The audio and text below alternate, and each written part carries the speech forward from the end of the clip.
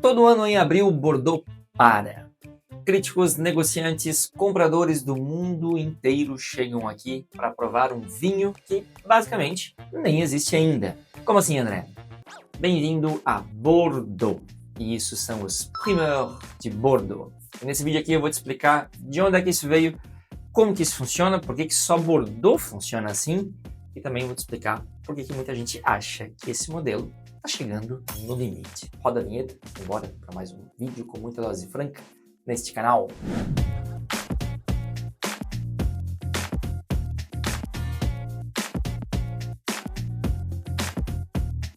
E se você caiu por aqui de paraquedas, já sabe, o meu nome é André Vickers, eu sou sommelier, eu sou formado e moro aqui em Bordeaux também. E aqui nesse canal eu partilho toda a minha paixão por essa bebida maravilhosa, que são os vinhos, óbvio, com foco mais em vinhos em franceses e também daqui de Bordeaux, que é aqui que eu tô, certo? Então se você gosta do meu conteúdo, por favor, se inscreve neste canal, deixa aí o seu like, comenta, porque isso ajuda demais o YouTube a entregar esse vídeo para mais gente e também me ajuda demais a continuar produzindo vídeos por aqui. Beleza? Vamos nessa! Imagina que você é um produtor de vinho em Bordeaux, lá no século XVII. Você acabou de terminar a sua colheita e o seu vinho está lá, todo no barril. E ele vai ficar lá por 2 anos. 2 anos sem vender nada. Como que você paga essas contas? Como que você financia o próximo ciclo? Esse foi o problema original que criou os primeurs aqui em Bordeaux. A solução parece simples no papel, mas ela é bem difícil de colocar em prática. Seria vender o vinho antes de ele estar pronto. Vender uma promessa. E para isso, você precisava de uma coisa que só Bordeaux tinha e tem até hoje. Os famosos negociants. Essa figura do negociant é algo único de Bordeaux e remonta à própria evolução da história do comércio aqui da cidade. Os negociants compravam os vinhos dos chateaus ainda no barril, eles armazenavam, cuidavam, amadureciam e vendiam para o mundo inteiro depois. Ingleses, holandeses, alemães. Aliás, muita gente não sabe, foram os holandeses que drenaram os pântanos do Médoc lá no século XVII, transformaram aquela terra alagada em vinhedos. Algo que é bem interessante, mas eu ainda vou contar essa história melhor em um outro vídeo. Mas essa pessoa ela chegava aqui e encontrava uma cidade pujante, um porto poderoso, um comércio para todo lado e muita gente enriquecendo através de privilégios ligados à coroa da Inglaterra, o então principal mercado de vinhos do mundo. Aliás, Bordeaux foi parte da Inglaterra por mais de 3 séculos, tá? Mas isso também é uma outra história para contar em outro vídeo. Mas o fato é que esse pessoal chegou aqui e logo em seguida viu esse comércio virar um negociant de vinho. Mas além do produtor e do negociant, a gente tem um outro envolvido nesse negócio aqui de Bordeaux. Que esses negociants, eles não compravam diretamente dos produtores. Existia um terceiro personagem bem interessante, o courtier. O courtier era o corretor, o intermediário entre o chateau e o negociant. E por que existia esse corretor?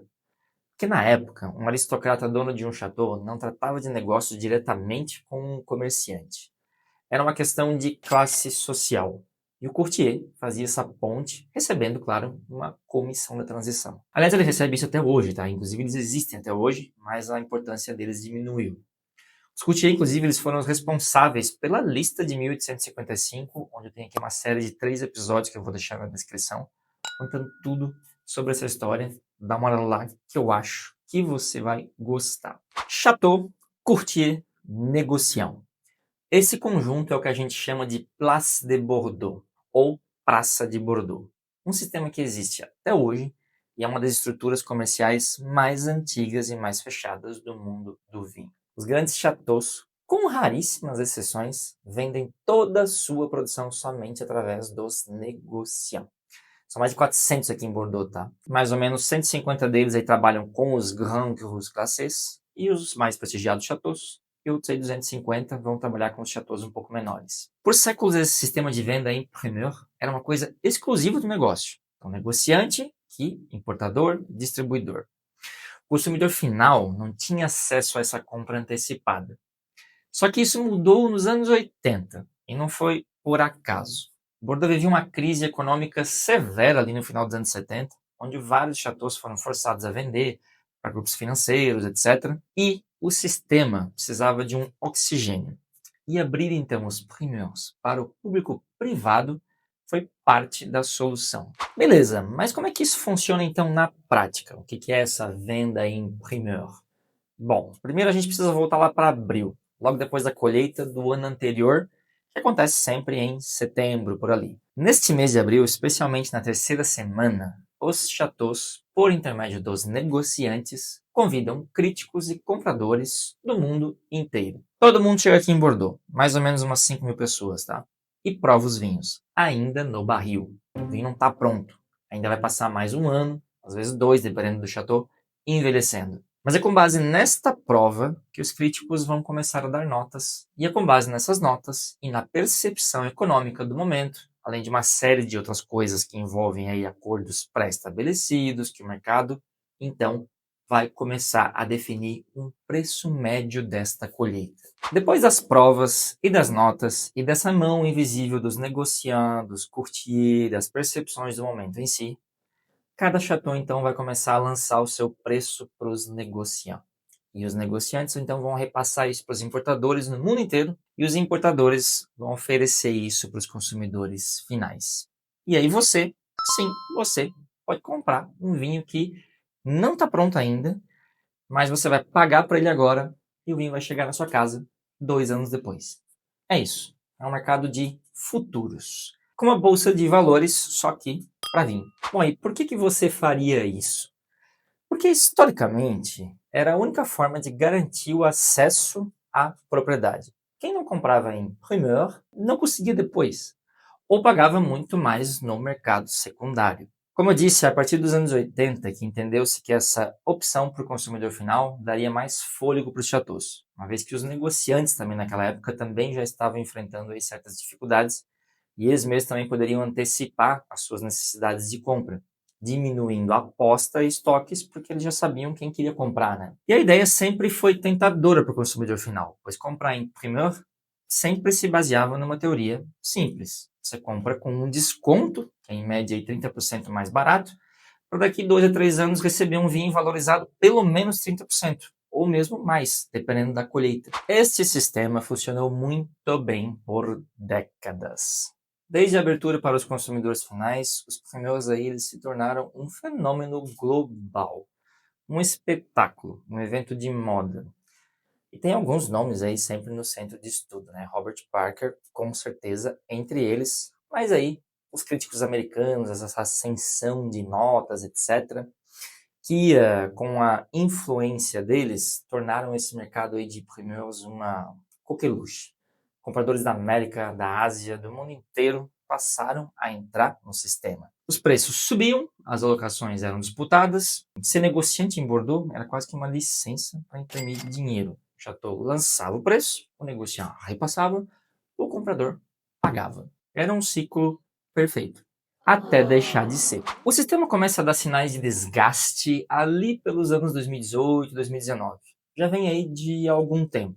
Embora tenha sido criticado antes, não se questionava muito o modelo em si. O que se questionava era mais alguns preços meio fora da casinha, ou uma eventual crise de relação, ou uma não adaptação a uma conjuntura específica. Só que o que acontece hoje é bem mais profundo.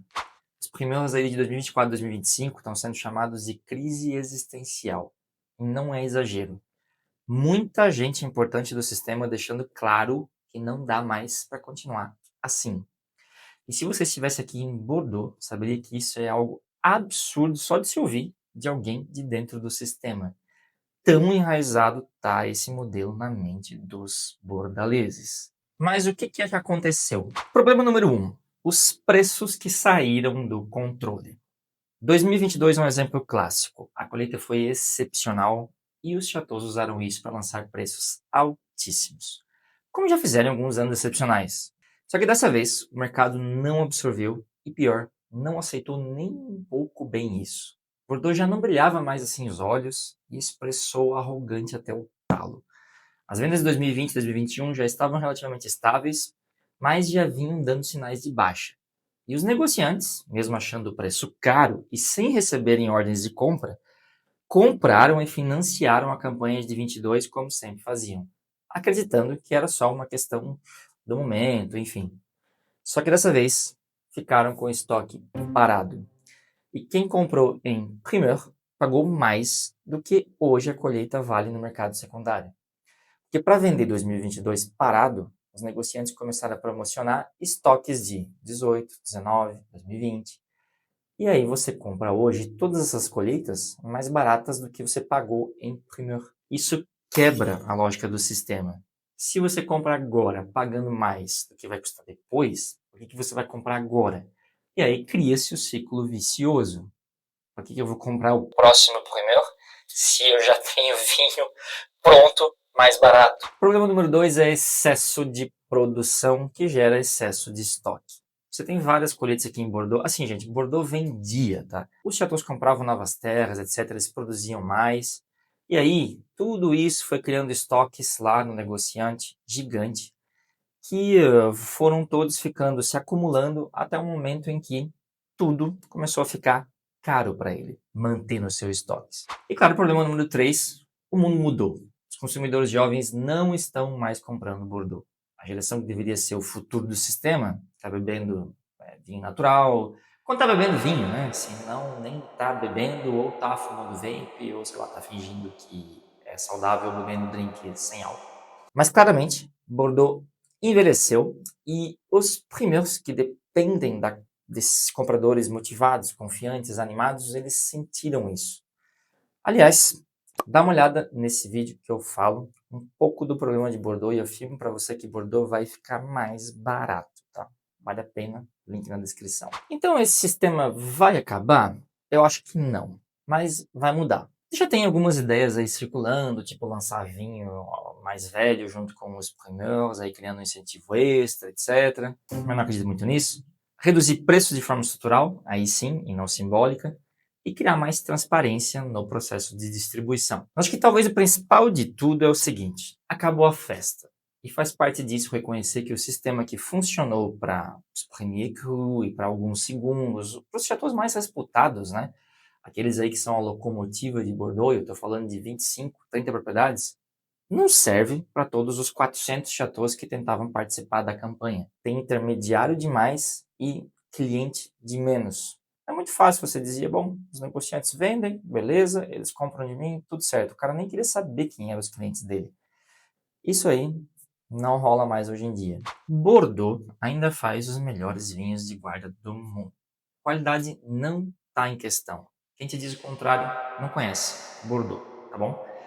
Essa região não tem 2000 anos de história e 6 séculos de produção de vinhos renomados por nada. Agora, sim, o modelo comercial está em questão e é um problema realmente mais complexo ainda para Bordeaux, somado a todos os problemas que o mundo do vinho hoje já enfrenta. E esse problema, realmente, Bordeaux precisa lidar de um jeito também diferente do que todos os outras regiões do mundo, eu posso dizer. O mundo do vinho está numa crise, mas é fato que a ferida é aqui maior em Bordeaux por uma série de coisas e uma delas é, obviamente, esse modelo de negócio que funcionou há muito tempo, mas que hoje está saturado. Agora é importante deixar claro que quando você pega os chateaus mais renomados, os mais tops, aqueles que realmente estão lá representando esses 25, 30 que estão no imaginário de todas as pessoas do mundo inteiro, esses caras estão sofrendo e vão deixar de vender em primeur? Eu acho que não. Eles estão sofrendo, sim, tá? Também. Porém, eles ainda vendem. O que eles estão tendo que fazer é vender mais barato. Existe uma crise que é muito mais complexa para chateaus aí de médio e pequeno porte, com certeza. Primeur, Place de Bordeaux, négociant courtier. Agora você já sabe o que é. Agora você entende por que existe e entende por que está em discussão. Como sempre, se você quiser se aprofundar mais, já sabe, dá um pulinho lá na minha lojinha do Hotmart. E assina também meu newsletter no Substack. Os links para isso aí estão aqui na descrição do vídeo, beleza? Agora me conta aí nos comentários, você já comprou algum vinho em primeur de Bordeaux? Sabia como que funcionava esse sistema? Ou isso ainda parece uma coisa meio que de outro mundo para você? Deixa nos comentários e vamos degustar vinho? Bora comigo!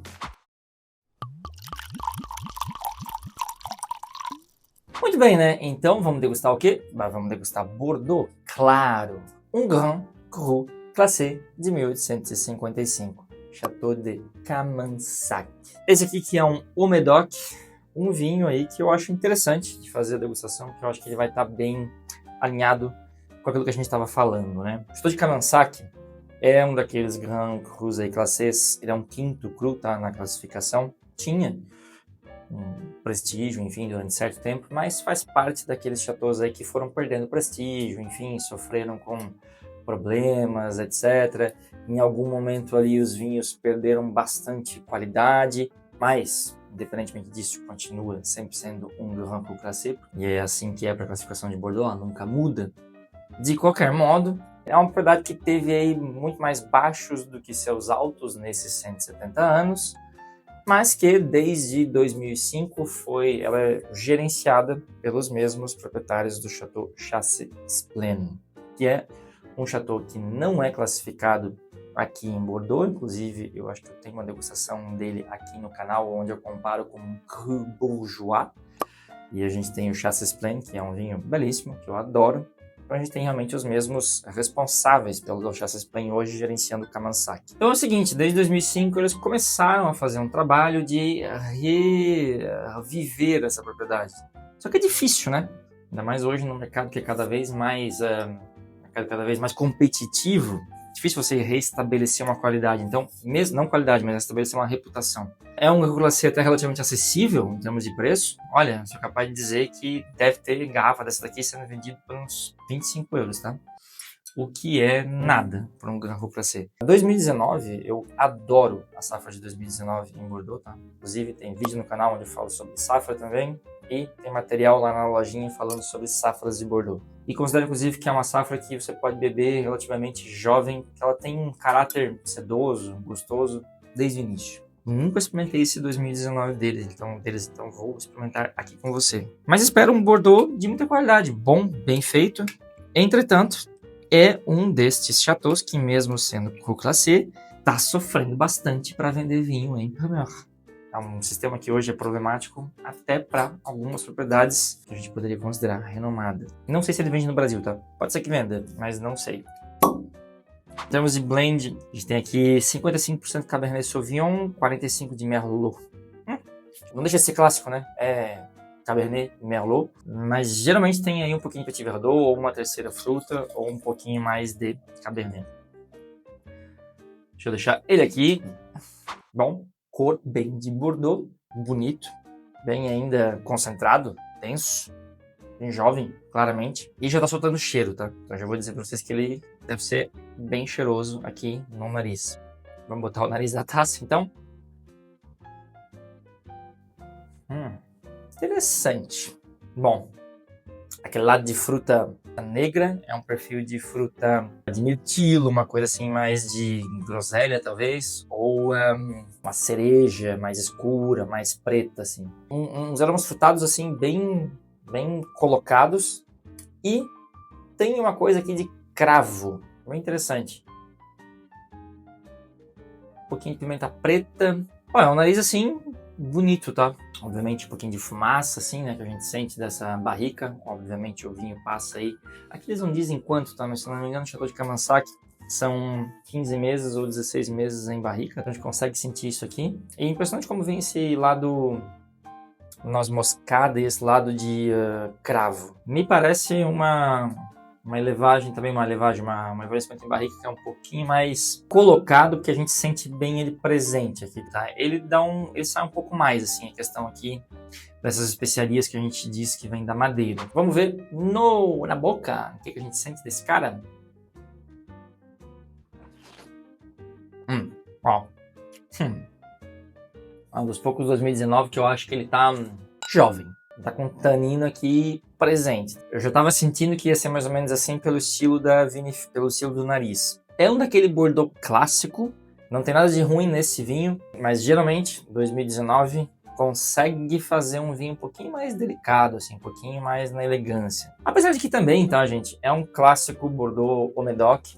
A gente espera potência, né? A gente espera estrutura. Agora sim, é um vinho que merece um pouco mais de tempo na cave. A gente sente isso nele, né? Gosto mais da finesse, da elegância de algumas denominações de origem lá dentro do Médoc. Não necessariamente o Médoc, mas, assim, é um vinho que tem bastante coisa aqui. Que bebendo ele aqui agora, acho que o taninho dele tá presente demais. Gostei do vinho. Todas as minhas percepções que eu dou aqui são da minha honestidade, da minha percepção pessoal sobre ele, tá? Bom, acho que é isso. Espero que vocês tenham gostado de aprender um pouco mais sobre esse sistema aqui de Bordeaux. Vocês tenham gostado também de aprender sobre um pouquinho mais de um outro Grand Cru Classé, que é um pouquinho aí fora do radar. De novo, se você gosta daquilo que eu faço, inscreva-se, por favor, deixa aí o seu like, comenta, manda para quem você acha que pode gostar de vinho também. Até o próximo vídeo. Santé!